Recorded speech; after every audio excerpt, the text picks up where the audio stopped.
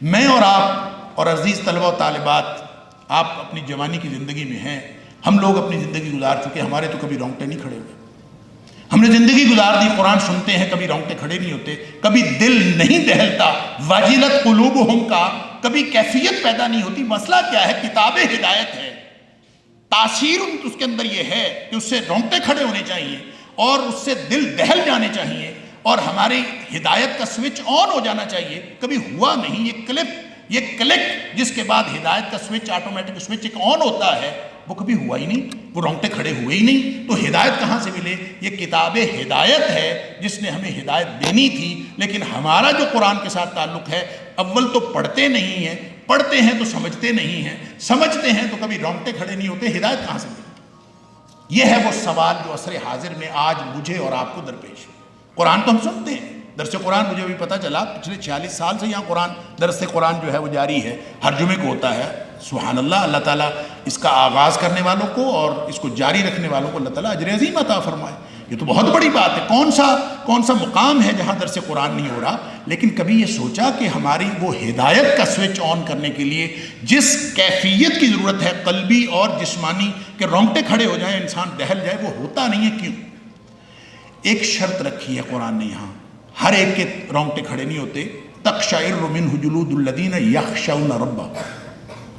ان کے رونگٹے کھڑے ہوتے ہیں جن کے دلوں میں ان کے مالک کی خشیت ہوتی ہے. یہ خشیت جو ہے یہ عظمت کے ساتھ تعلق رکھتی ہے. خوف نہیں ہوتا. خوف سے خشیت مختلف ہے، میں اس کی تفصیلات میں نہیں جانا چاہتا. خوف اور چیز ہے، خشیت اور چیز. خشیت وہ ہوتی ہے جو آپ کے وی سی صاحب کی خشیت، آپ کے اندر روب، آپ کہتے ہیں والد صاحب کی خشیت، وہ پرانے زمانے میں ہوتی تھی. والد صاحب کی خشیت بھی آج کے دور میں نہیں ہوتی.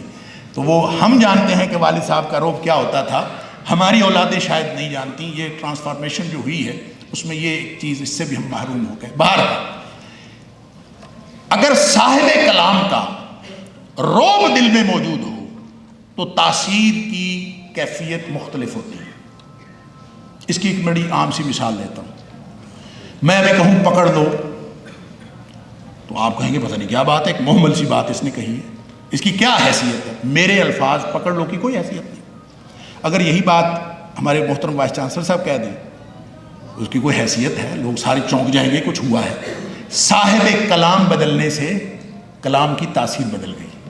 اگر یہی بات پکڑ لو علاقے کا تھانے دار کہہ دے تو علاقے میں تھرتھلی مچتی ہے نا. اور اگر ملک کا وزیر اعظم کہہ دے یا پھر کسی سپر پاور کا پریزیڈنٹ کہہ دے تو گویا جیسے جیسے کلام ہوئی ہے، صاحب کلام بدلتا ہے اور صاحب کلام کی معرفت بدلتی ہے، اس کی حیثیت بدلتی ہے، تو کلام کی تاثیر بدلتی ہے. میں اور آپ آج تک قرآن کو اس طرح سے پڑھ ہی نہیں سکے کہ ہمارے دلوں میں اور ہمیں وہ خیال ہو، وہ بیسک جو ریسیپٹیو ہونے کا جو کیفیت ہے کہ میرے اللہ کا کلام ہے. کس کا کلام ہے؟ کائنات کے شہنشاہوں کے شہنشاہ کا، خالق و مالک کا کلام.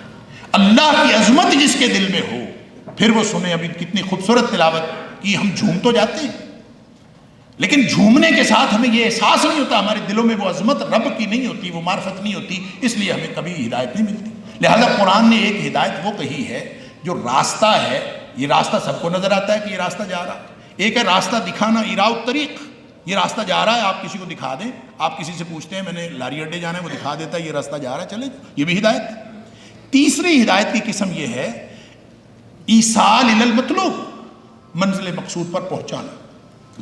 لہٰذا یہ جو تیسری، آپ کسی سے پوچھتے ہیں میں نے لاری اڈے جانا ہے، وہ آپ کو کہتا ہے آؤ گاڑی میں بیٹھو میں آپ کو پہنچا دیتا ہوں، وہ جا کے چھوڑے. یہ بھی ہدایت. قرآن یہ تینوں کام کرتا ہے. یہ راستہ بھی ہے، یہ راستہ بتاتا بھی ہے، یہ منزل مقصود پر پہنچاتا بھی ہے. لیکن فرق ہے، راستہ ہر ایک کو دکھاتا ہے، منزل مقصود پر پہنچاتا ہے خاص لوگوں کو جو پہنچنا چاہتے ہیں.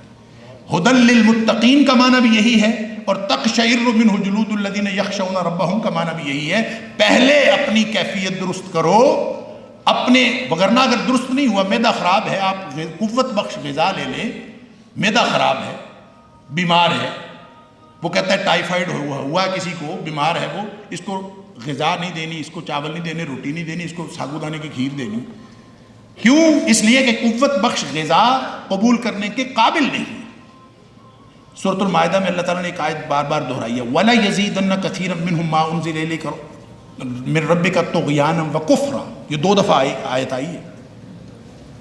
لازماً اضافہ کرے گا جو کچھ اے حبیب صلی اللہ علیہ وسلم آپ کی طرف نازل ہو رہا ہے، کثیرا منہم، ان میں سے اکثریت کو یعنی اہل کتاب کو، طغیانا و کفرا، ان کی سرکشی اور کفر میں اضافہ کرے گا۔ نازل قرآن ہو رہا ہے، اضافہ کس میں ہو رہا ہے؟ طغیان اور کفر میں۔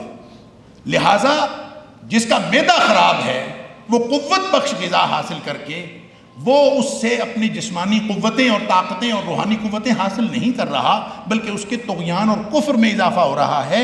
اگر ہم متقین نہیں ہیں، اگر ہم یخشون ربہم کا میرٹ کوالیفائی نہیں کرتے، ہمیں کبھی ہدایت نہیں قرآن سے ملتی۔